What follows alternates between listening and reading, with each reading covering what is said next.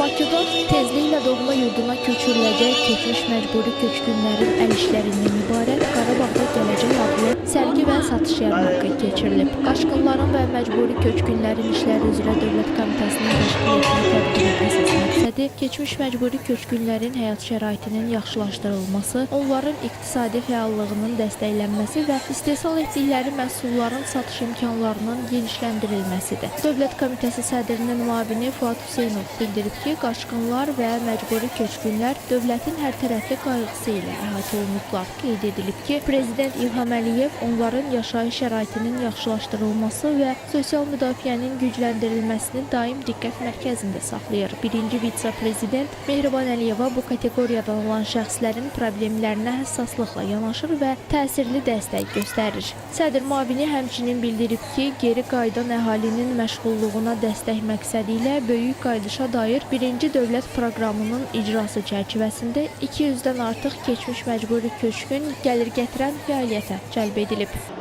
Bildiyimiz kimi böyük qayıdış ölkəmiz qarşısında 2030-cu ilədək duran sosial-iqtisadi inkişafa dair 5 milli prioritetlərdən biri kimi müəyyənləşdirilmiş və məhz bunun əsnasında möhtərəm cənab prezidentimizin müvafiq sərəncamı ilə ilk dəfə olaraq Azərbaycan Respublikasının işğaldan azad edilmiş ərazilərinə böyük qayıdışa dair birinci dövlət proqramı təsdiqlənmişdir.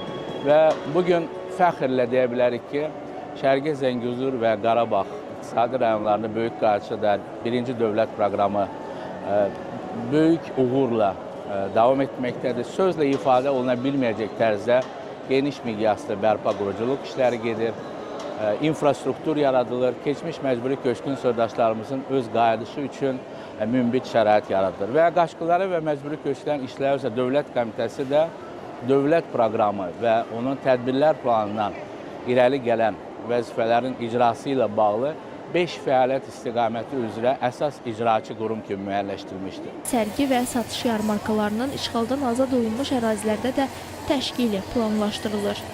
Bu məşğulluğa qoşuldum, çox da razıyam. Avadanlıqlarım da gəldi. İndi də Bakıya dəvət elədilər, elədiklərimiz ərzaqları təqdim eləmək üçün.